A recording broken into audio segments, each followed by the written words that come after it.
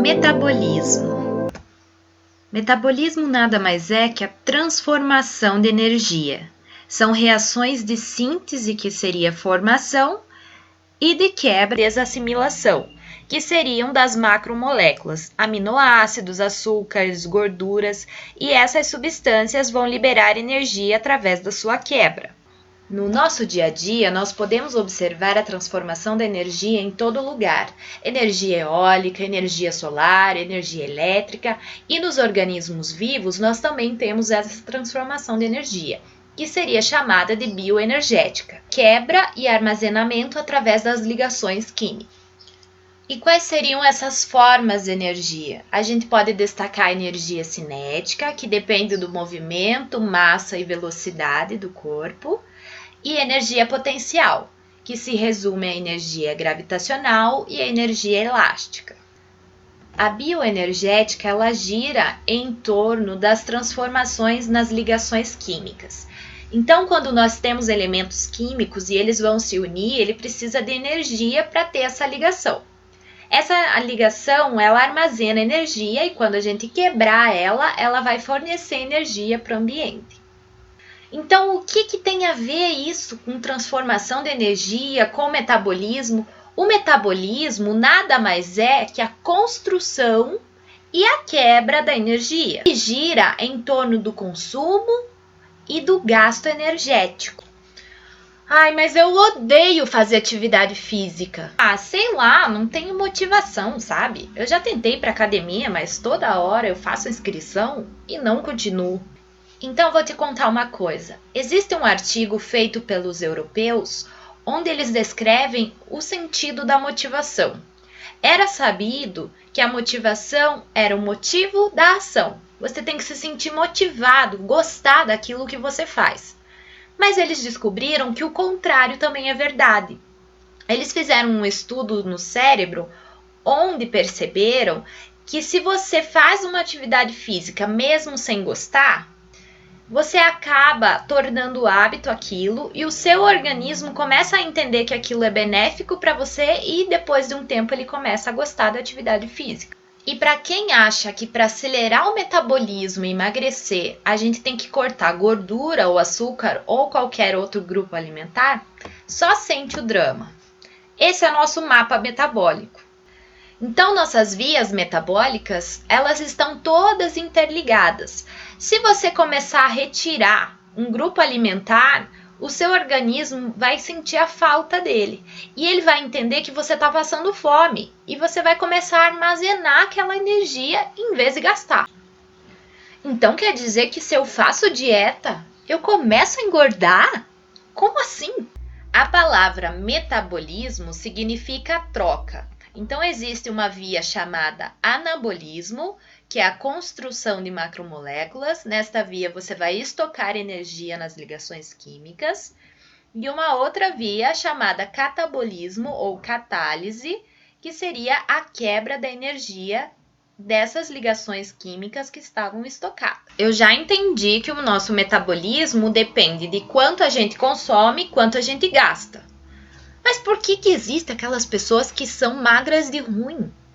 E por que quando eu era nova eu conseguia emagrecer e engordar quando eu queria? Era tão fácil. Pessoas que comem bastante e são magras, infelizmente eu tenho que admitir que a genética conta bastante. Mas em relação a como você perdia peso quando era mais nova, as suas células elas estavam metabolicamente muito ativas. Então, ela estava constantemente perdendo bastante caloria. Durante essa quebra de ligações para gerar energia, para dividir as células, então o teu corpo estava gastando muita energia. Quando você faz uma reeducação alimentar acompanhado por um nutricionista, ele normalmente não vai retirar nenhum grupo alimentar. Ele não vai fazer você passar fome, porque se você passa fome, a tua dieta está errada. Então, no nosso cérebro, existem neurotransmissores chamados orexígenos e neurotransmissores chamados anorexígenos. Os anorexígenos são aqueles estimulados por alimentos saudáveis. Então, quando ele chega esse neurotransmissor no cérebro, ele vai fazer com que você queira opções mais saudáveis e coma alimentos mais saudáveis. Se você só se alimenta de gordura e carboidrato, você vai ativar os neurotransmissores chamados orexígenos. Então quer dizer que se você comer alimento altamente calórico, o teu cérebro vai entender que aquilo é o seu alimento e vai pedir cada vez mais. Nossa maior fonte de energia vem da glicose, essa molécula aí do ladinho. Então a glicose, ela é um combustível principal utilizado pelo nosso cérebro. Cerca de 25% da glicose do nosso organismo é consumida pelo cérebro. E a nossa estocagem de glicose é feita através de moléculas de glicogênio. O glicogênio ele é estocado ou no fígado ou no músculo. Só que o glicogênio estocado no músculo ele é quase todo utilizado pelo próprio músculo. E do fígado é transferido para outras partes do nosso organismo. Só que o problema da glicose é que ela puxa muita água. Então, ela não é uma molécula muito boa para ser estocada. Ela não consegue ser estocada em grande quantidade. E aí, a gente estoca energia em forma de triglicerídeos, gordura, ácido graxo. Então, a gente pode observar aqui uma cadeiazinha de triglicerídeo, né, um ácido graxo, quanta energia é liberada em cada ligaçãozinha dessa aqui.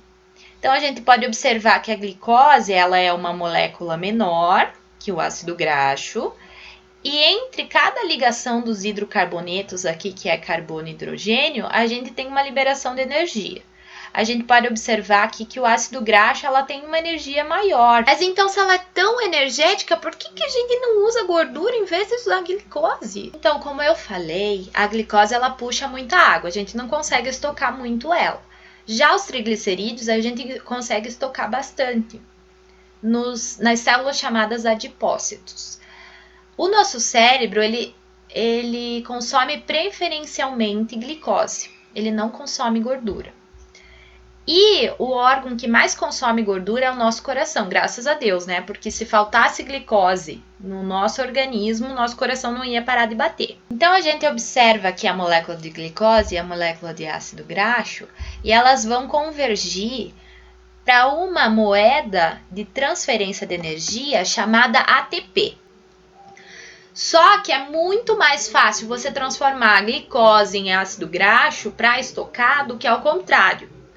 Para você quebrar a gordura para transformar em ATP, que é a energia, é um gasto energético muito alto, é uma via metabólica muito maior. Então, quando você está fazendo uma atividade física, você não vai gastar gordura, você vai gastar toda a glicose, por isso que alguns profissionais da saúde falam para você tomar uma vitamina, comer uma barra de cereais ou se alimentar com alguma coisa à base de glicose antes de fazer atividade física, porque é isso que você vai queimar durante a atividade física. E aí o que vai acontecer? Depois da atividade física, quando você estiver em jejum, o teu organismo vai começar a quebrar a sua gordura estocada e vai começar a repor aquela glicose que você perdeu, porque você está num período de jejum e não tem glicose, você não comeu. Então, pessoal, observem essa figura e vejam que você pode mudar a sua dieta fazendo uma reeducação alimentar. Você não precisa cortar nenhum alimento. Observe o tamanho das fotos, é o que você vai consumir em maior quantidade e menos quantidade. Você pode comer os alimentos calóricos, mas em menor quantidade. Então, agora que você entendeu como é que funciona um pouquinho do seu metabolismo, não se esqueça de comer saudável, fazer atividade física, dormir bem, diminuir o estresse. Existem alguns temas que a gente vai falar nos vídeos um pouquinho pra frente. Eu espero que vocês tenham gostado, deixem seus comentários, likes, se inscrevam no canal e eu espero vocês em breve. Tchau!